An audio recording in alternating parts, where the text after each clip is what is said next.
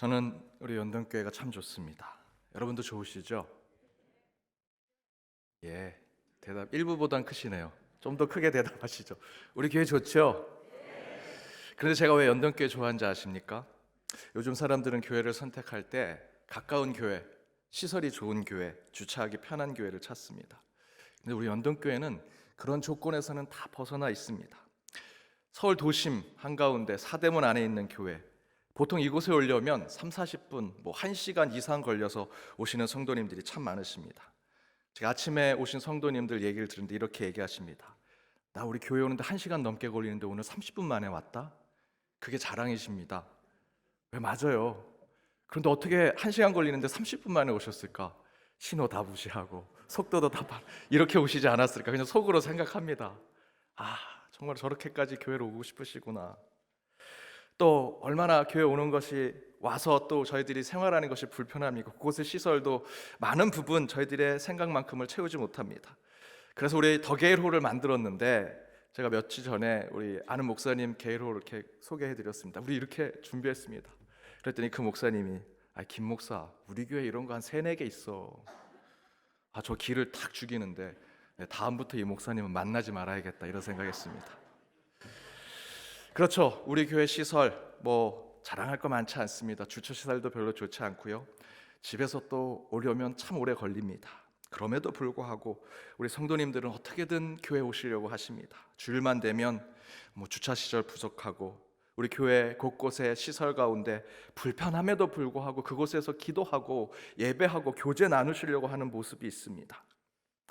그래서 저는 그런 여러분이 계신 우리 연동교회가 참으로 좋습니다. 그렇게 교회를 사랑해 주시는 여러분과 함께 이렇게 뜨겁게 함께 예배 드리는 것이 얼마나 기쁜지 모릅니다. 오늘도 이렇게 좋은 교회에서 기쁨과 감동이 넘치는 예배를 통해 그 크신 하나님의 은혜를 나누는 이 예배와 말씀의 시간이 되기를 주님의 이름으로 축복합니다. 우리 옆에 있는 분들과 이렇게 인사 나눠보겠습니다. 우리 교회 너무 좋습니다. 우리 교회 너무 좋습니다. 아마 다른 교인들이 이 영상을 보면 저 교회 팔불출이다 이렇게 얘기할 것 같은데요. 그래도 좋습니다. 주님이 물으신다 8번째 인내의 목적이라고 하는 질문을 함께 말씀으로 나눠보고자 합니다. 제가 어린 시절 제 모교회에서 들었던 아주 예전 관증 이야기가 있습니다. 연탄불로 집에 군불을 때우던 때에 이 집사님이 자기 전에, 또 우리 어르신들이 좀 많으시니까 아실 겁니다. 자기 전에 좋은 연탄불을 해놔야 밤새 따뜻하잖아요. 그래서 그렇게 연탄불 위에는 막 빨갛게 타고 밑에는 아직도 그 연탄이 검은색이 남아있는 그거를 이제 그곳에 옮겨 놓습니다. 옮겨 놓고 이제 잠을 자는데 새벽쯤 되는데 다시 방이 차가워진 겁니다. 연탄불이 꺼졌나 나가봤더니 연탄이 없어진 겁니다. 그리고 다시 그 다음날 저녁에도 똑같이 좋은 연탄불을 놓고 잠을 자는데 따뜻하게 자다가 새벽이 되니 또다시 추워지기 시작합니다. 또 나가봤더니 또 연탄이 없어진 겁니다. 그래서 이 집사님이 생각합니다. 분명히 이건 옆집 여자가 가져간 거다. 그래서 그날은 연탄을 옮겨놓고 문을 살짝 열어서 보일러실을 계속 지켜봤습니다. 아니나 다를까 옆집 부인이 와가지고 속옷 차림에 연탄을 몰래 훔쳐가는 것입니다. 너무 화가 나서 뛰쳐나가서 싸울까 생각을 했는데 갑자기 마음에 이런 생각이 들더랍니다. 얼마나 저 연탄이 필요하면 저 속옷 차림에 저렇게 나와서 연탄을 가져갈까 연민이 들더랍니다. 예수님도 머리 둘 곳이 없으셨다고 하는데 그 연탄 몇 개 그것이 대수냐라고 생각하면서 인내하고 참으셨다고 합니다. 그런데 그 다음 날도 그 다음 날도 계속해서 연탄을 훔쳐갑니다. 그래도 처음 참기로 했으니 인내하기로 했으니 참자 그리고 2주가 흘렀습니다. 그런데 어느 날 매일 밤 연탄을 훔쳐가던 그 옆집 부인이 문을 두드리면서 찾아왔습니다. 제가 연탄 가져간 거 아시죠? 그런데 왜 안 싸우세요? 왜 시비를 안 붙으세요? 자기가 해놓고 그렇게 화를 내더랍니다. 그래서 그 집사님이 사정이 있을 거라 생각했습니다 라고 대답을 했다고 합니다. 그랬더니 그분이 마음을 가라앉히시면서 본인 사정을 하소연합니다. 사실은 남편이 사업에 실패하고 안 좋은 일만 계속 생겨서 점집에 찾아가 점쟁이를 만났습니다. 그랬더니 그 점쟁이가 옆집 여자랑 시비가 붙어 싸우면 그게 푸닥거리가 돼서 이제 좋은 일이 올 거라고. 그래서 그 옆집 여자랑 싸우려고 연탄을 훔쳐가기 시작한 겁니다. 그런데 도통 아주머니가 싸움을 걸지 않아서 훔치다 포기하고 이렇게 솔직하게 정직하게 말씀드립니다 라고 하는 것입니다. 그래서 그 집사님은 이웃에게 그 가짜 점쟁이 믿지 마시고 하나님 믿으십시오. 그렇게 복음을 전하고 그 이웃과 좋은 관계를 맺은 후에 함께 신앙생활 잘했다라고 하는 간증을 들은 적이 있습니다. 사실 저는 이 간증을 여러분에게 할 수 있는 날을 정말 손꼽아 기다렸습니다. 코로나가 이제 종식이 되는 그때에 이 간증을 해야지. 그 전에도 여러 번 하고 싶었지만 꼭 이때 해야지라고 생각하면서 이 간증을 가지고 있었습니다. 그런데 중간에 코로나가 심해지고 더 심각해지면서 이 간증 이야기를 우리 성도님들과 못 나누는 게 아닌가라는 생각까지 했습니다. 제가 이 간증을 푹 김치처럼 익혀둔 후에 이제야 말씀드린 이유가 있습니다. 그 이유는 저는 코로나로 인해 교회와 그리스도인들이 뜻하지 않은 비난을 받기도 하고 대유행의 근원지라고 하는 정말 오명을 받기도 했고요. 회사나 직장을 다니는 젊은 분들은 이렇게 하소연합니다. 본인이 기독교인이라고 보이지 않는 차별을 하기도 한다고. 그러면서도 우리는 모범적으로 이 방역 지침을 잘 지키는 교회였습니다. 저 같은 경우엔 목사님, 정부가 방역 지침 내리면 왜 다 그대로 따라합니까? 목사님 마치 공무원 같습니다 라고 불편한 얘기를 하신 분도 계셨습니다. 그런 얘기, 그런 비난, 온갖 음해까지 받으면서 여기까지 왔는데, 하지만 실제로 저와 여러분은요, 그리고 많은 신실하고 선한 양심을 가진 그리스도인들은 그 마음이 바로 이 집사님과 같은 마음으로 우리가 지금까지 온 것이 아닌가 생각해 봅니다. 그렇게 주의 이름으로 참고 또 참는다면 하나님은 끝내 기회를 주시고 때를 우리에게 보여주실 것이라는 그 아름다운 사실을 제가 전하기 위해서 이 간증을 지금까지 기다렸습니다. 연탄을 훔쳐간다고 즉시 뛰쳐나와가지고 그 옆집 여자랑 멱살을 잡고 싸웠다면 그 집사님은 2주 동안은 따뜻한 방에서 잘 수 있었는지는 모르지만 아마도 그 옆집과는 평생 원수가 되고 그 옆집 여자는 그래, 점장이가 맞았어, 귀신이 맞았어 라고 했을 겁니다. 하지만 이 집사님이 참고 인내하고 견뎠더니 그들에게 점장이, 귀신은 잘못됐고 오직 하나님이 바로 된 사람이다라는 선한 양심의 그리스도인의 모습을 보여줬고요, 그것을 통해 그 가정이 구원받는 역사를 보게 하셨습니다. 참고 인내했더니 하나님은 선한 양심의 그리스도인의 삶을 증명하셨고 더 나아가 복음까지도 전할 수 있는 기회를 주시더라는 것이죠. 저는 바로 이런 모습이 코로나를 회복하는 위드 코로나 시대에 우리 믿는 자들이 보여줘야 할 신앙의 미덕, 신앙의 삶이 아닌가 생각해 봅니다. 이에 대해서 시편 129편의 기자는 이렇게 증거하지요. 함께 읽어보겠습니다. 이스라엘은 이제 말하기를 그들이 내가 어릴 때부터 여러 번 나를 괴롭혔도다. 그들이 내가 어릴 때부터 여러 번 나를 괴롭혔으나 나를 이기지 못하였도다. 세상이 우리를 괴롭힐 때가 많습니다. 사단이 지금 우리 새벽에 묵상하는 것처럼 사단이 욥에게 시험과 고통을 주었죠.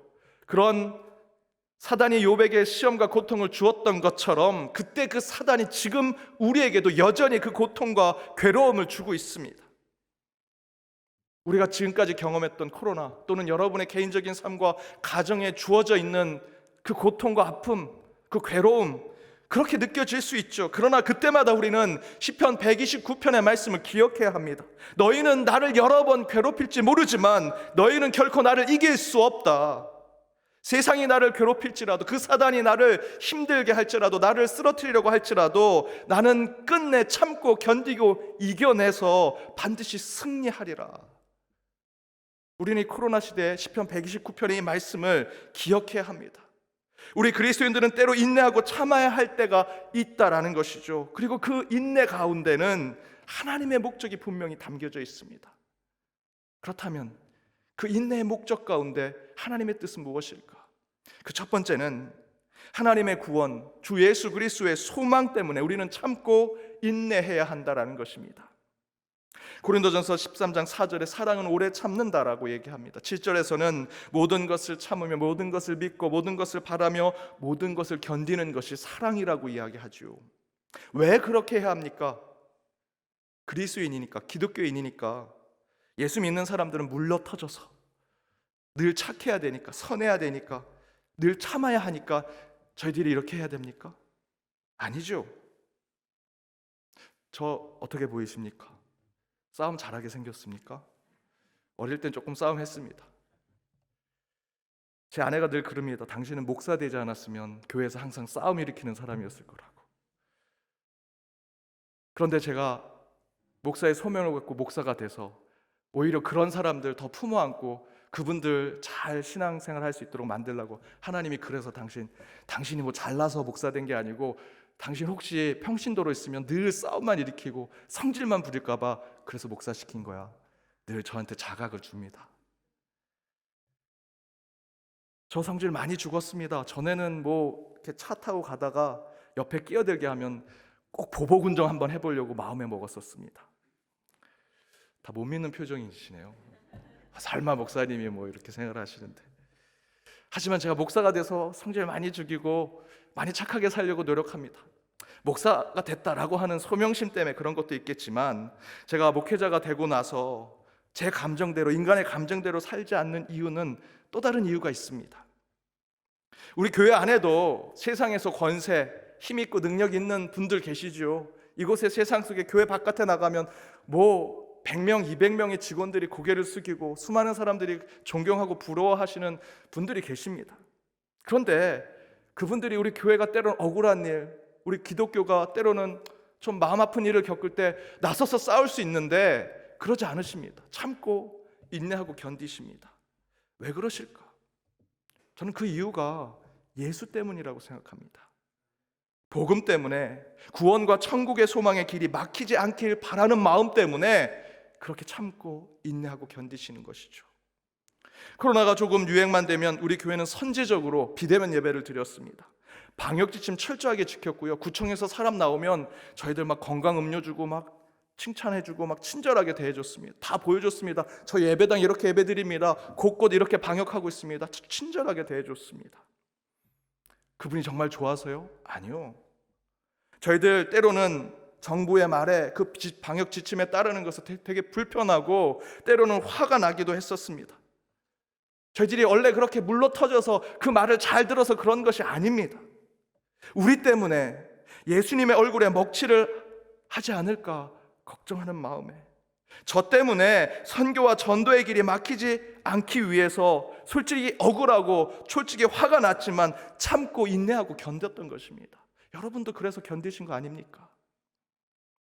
오늘 504주년 종교개혁주일입니다. 마틴 루터가 로마 카톨릭 교회 부정과 타락을 보면서 그것에 저항하기 위해서 오직 성경, 오직 믿음, 오직 은혜로 신앙의 기초를 세우고 기독교의 본질을 다시 찾고자 비텐베르크 성당에 95개조의 방방문을 붙입니다. 그것이 504년이 지났습니다. 마틴 루터가 바로 이렇게 95개조의 방방문을 붙인 이후에 로마 카톨릭 교회로부터 엄청난 박해와 고난을 받았습니다. 특별히 그 인신을 공격하는 겁니다. 벼락을 맞아서 정신 이상자가 됐다. 혼자서 맨날 성경 공부한다고 골방에 들어가 있고 그러다 보니 우울증과 정신병에 걸려서 이단자가 됐다라고 인신공격, 모함과 음해를 했습니다.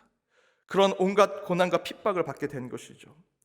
그때 루터도 그 치졸하고 야비한 공격 가운데 대응할 수 있었습니다. 루터를 따르던 사람들이 있었기 때문에 그들을 군사화시켜서 싸울 수도 있었지요. 그러나 그렇게 하지 않았습니다. 오직 바른 복음, 온전한 말씀을 전하고자 하는 노력 가운데 루터는 그렇게 대응하지 않았습니다. 그리고 종교개혁을 이룬 것이죠. 왜 마틴 루터가 그렇게 온갖 고초를 겪으면서도 사사로운 감정, 인간적인 생각으로 맞서지 않고 끝까지 인내하고 견디고자 했을까? 그 이유는요, 오직 예수를 바로 전하기 위함이었습니다. 오늘 고린도후서 본문에서 바울도 매 맞고 쓰러지고 졸도하고 죽기까지의 고난을 겪습니다. 그것을 쭉 고백하지요. 그러나 바울이 모든 고초를 참고 인내한 이유는 다른 것이 아닙니다. 루터처럼 오직 성경, 오직 믿음, 오직 은혜, 오직 예수 그리스도를 바로 전하기 위해서 끝까지 참아낸 것입니다. 여러분, 인내와 오래 참음에는 반드시 목적이 있습니다. 특별히 우리 믿는 자들에게는 신앙의 목적이 있는 것이죠. 우리 그리스도인들이 인내하고 오래 참음의 삶을 지켜낸다면 그 이유는 오직 하나님 때문이어야 합니다. 나의 구원과 소망을 위해서뿐만 아니라 이웃과 세상을 위해서도 우리는 때로 참고 견디고 인내해서 참된 구원과 소망을 이루는 자들이 되어야 할 것입니다.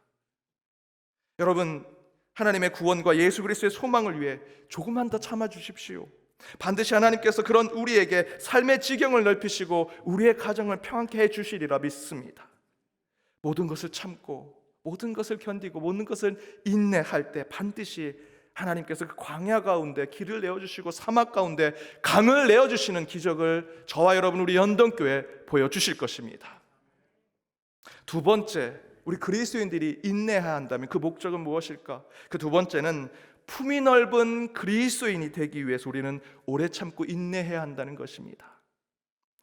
인도의 속담에 이런 속담이 있습니다. 호랑이 줄무늬는 바깥에 있지만 인간의 줄무늬는 안에 있다. 인간의 줄무늬는 우리 내면 속에 있다라는 이야기죠. 곧 인생 가운데 고난을 겪고 아픔을 이겨내고 또 병이 들어 생사를 넘나드는 일들을 경험하고 가족이 아파 함께 고통하고 함께 아파하는 그런 시간들을 겪고 인생의 큰 문제 앞에 치열하게 고뇌하고 힘들어하던 그 시간을 보내면 인간은요, 호랑이처럼 그 줄무늬가 밖에 멋있게 나오는 게 아니라 우리 속에, 우리 내면 가운데 그 줄무늬가 강하게 새겨진다는 것이죠. 다른 말로 하면 영혼의 나이테라고 할까요? 나무의 나이테는 그 나무의 나이와 연수를 얘기합니다. 그런데 그 나이테가 한 줄 한 줄 새겨질 때마다 어떻게 됩니까? 나무가 옆으로 자라고요, 높이 자라고 큰 나무가 되죠. 나이테, 그 줄무늬가 새겨질 때마다 나무는 점점점 커집니다. 우리의 영혼과 내면의 줄무늬도 이와 같다 생각합니다. 그런 줄무늬가 하나씩 새겨질 때마다 우리의 마음이 넓어지고 깊어지고 높아지고 커지게 되는 것이죠. 고린도후서의 본문에 그렇게 고초를 당하면서 바울이 경험했던 그것을 통해 바울이 깨닫는 것을 로마서 5장에 이렇게 기록했습니다. 함께 읽어보겠습니다. 다만 이뿐 아니라 우리가 환난 중에도 즐거워하나니 이는 환난은 인내를, 인내는 연단을, 연단은 소망을 이루는 줄 알미로다. 바울이 그 수많은 죽을 것 같은 고난을 겪고 그 환난 가운데 깨달은 것이 인내해야 하는구나. 그리고 그 인내 가운데 연단하고 훈련받고 마지막에는 그리스도의 소망을 깨닫게 되었다라고 증거하죠. 그렇게 환난 가운데 인내하고 인내 가운데 연단하고 연단 가운데 그리스도의 소망을 품게 된다라는 것을 바울은 바로 그 다음 절에 이렇게 기록하고 있습니다. 함께 읽겠습니다. 소망이 우리를 부끄럽게 하지 아니함은 우리에게 주신 성령으로 말미암아 하나님의 사랑이 우리 마음에 부은 바 됨이니. 즉 소망은 성령으로 말미암아. 그 소망이 어떻게 왔습니까? 바울이 경험했던, 여러분이 경험하고 있던, 우리 교회가, 이 시대의 한국 교회가 경험했던 그 고초와 고난, 그 환난 가운데 우리는 인내하고 견디고 참아냈죠. 그 가운데 우리가 연단을 받고 훈련받으니 예수 그리스도의 소망을 보게 하셨습니다. 그런데 그 소망은 성령으로 말미암아 하나님의 사랑을 깨닫게 했다고 이야기합니다.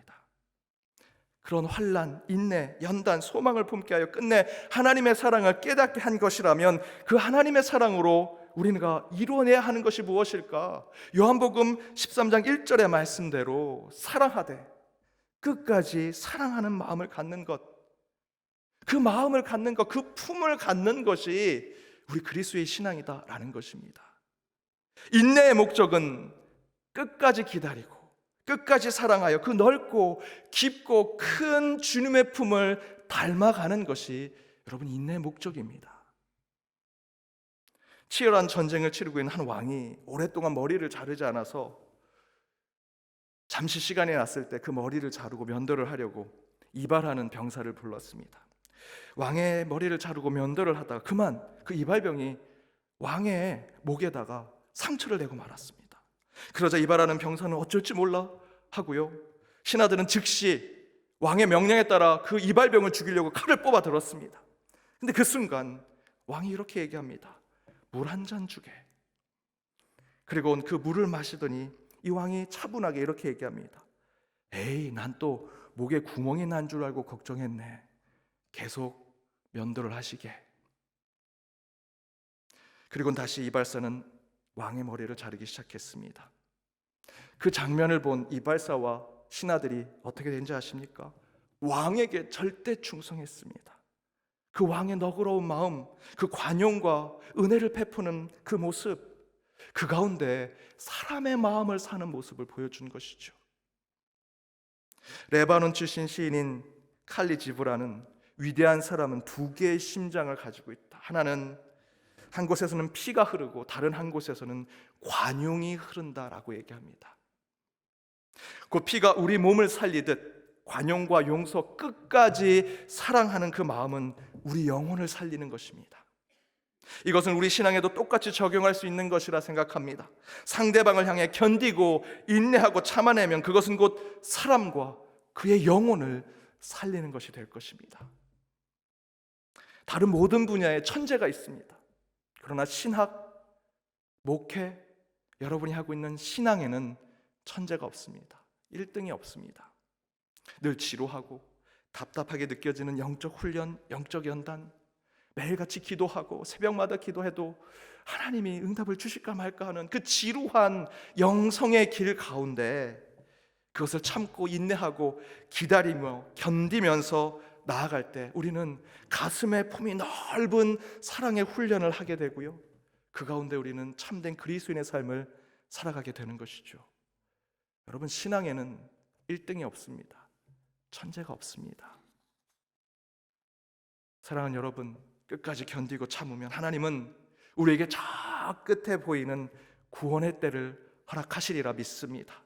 끝까지 인내하고 오래 참으면 반드시 우리 주님은 우리에게 깊고 넓고 높은 크신 하나님의 은혜를 우리에게 주시리라 믿습니다. 그렇게 주님이 허락해 주시는 인내의 목적을 깨달아 위드 코로나 시대에 뉴로멀의 신앙의 삶을 살아가는 저와 여러분, 우리 연동교회가 되기를 주님의 이름으로 축복합니다. 함께 기도하시겠습니다. 찬양을 받으시기에 합당하신 하나님, 이 시간 주님의 말씀 가운데 나가는 모든 주의 백성들을 기억하여 주옵소서. 오늘 504주년 종교개혁주의를 맞이하여 마음과 심령을 새롭게 하며 더불어 이 예배를 통해 주님께 영광 돌리게 하여 주심을 감사드리오니 오직 하나님만을 찬양하고 경배하는 우리의 영혼 가운데 찾아와 주옵소서. 이 예배를 통해 세상의 헛된 싸움과 전쟁 속에서 반드시 견디고 참아내어 주의 이름으로 승리하는 말씀을 갖게 하시고 오직 여호와 니시 주의 승리의 깃발을 매일 매 순간 세우는 저희의 삶을 결단하게 하여 주옵소서. 인내를 통해 하나님의 넓은 마음을 품고 항상 땅끝까지 이르는 복음을 위한 사역이 일상과 우리의 보통의 삶 속에 드러나게 하여 주실 것을 믿으며 이 모든 간구 예수 그리스도 이름으로 기도드립니다. 아멘.